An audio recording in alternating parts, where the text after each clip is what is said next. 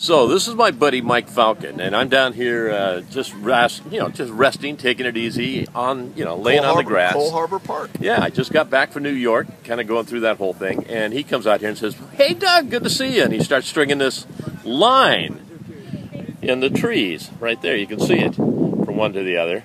I'm going like, is this a police thing or what's going on? So Mike, tell me, what is this? Well, this is called a slack line, Doug, and if you were in university today and you were pretty much anywhere in North America, Europe, or even South America, and slack lines are popping up all over. It's a really popular sport, and it derived out of the climbing community. And when climbers, maybe it was a day when the rock was wet or it wasn't the best weather, or maybe they just finished their climbing and got tired, this is what they do when they're done with climbing.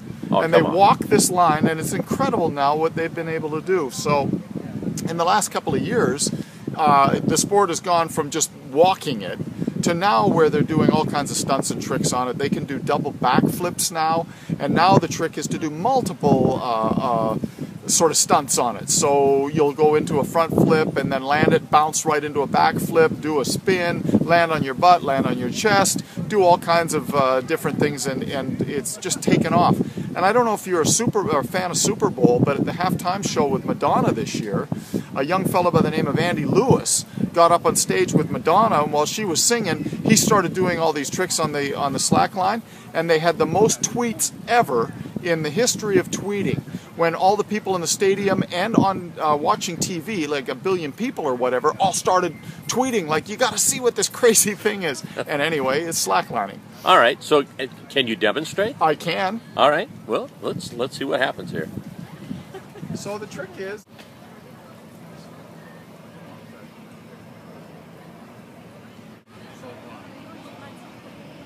so it usually takes a couple of little bit on just to get my balance set. The brain has to really focus, and then pretty soon you can start walking the line. And as you can see, I have to tighten the line because I'm now touching bottom. So that's the idea. So what have you been able to do now? Can you do any tricks, Mike?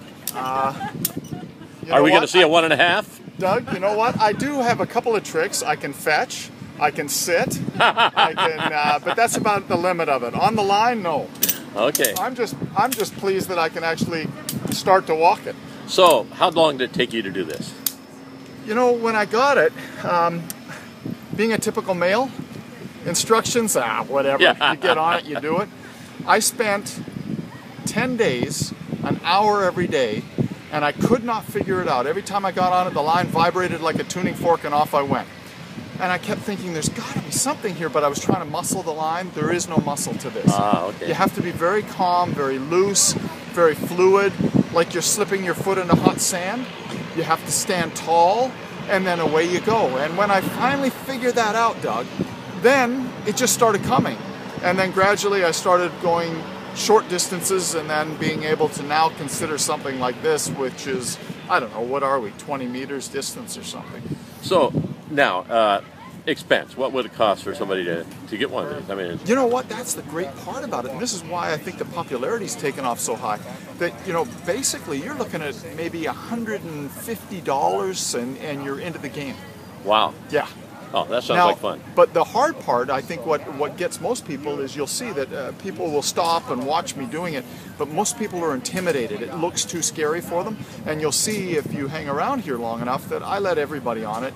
And I've learned now over my time of being on it how to just get them up on the line right away, and they may not be able to walk it on their own, but they can walk it holding my hand and stuff like that. So, and then they go away and say, wow, I got to get one of those. There you go. Yeah. So if people wanted to, now you're well known in British Columbia and throughout Canada for your sports expertise. And yeah, with the Adventure Show now, it's syndicated across country, and we profile all the world's best athletes, and that's where I got the idea for this. I was interviewing Dean, one of the iconic climbers out there in the world today, doing the most extreme stuff that nobody would ever consider, and he actually got one of these lines and was instrumental in creating these kind of lines. And now he does it 1,000 meters off the ground with no protection and walks back and forth like no big deal. So where would I pick one of these up? You would go to Gibbon Slacklines. That's Gibbon slacklines.com, and they're out of Colorado. And all you do is order it online, and away they go. They've got different lengths. They've got trick lines for you, basic lines, and you just go have fun. Oh, that sounds like a lot of fun. Hey, Mike, I didn't intend on doing this, but since I had my iPad, and that's kind of the way things work. So great. I'm going to watch you do this for a little while. I'll slip some video in there of people doing this also off of the internet. And you know what? Yeah, you can do that, and you can watch as we get people onto the line, and you'll see how easy you can pick it up. Sounds great. Thanks, Mike. Okay, buddy.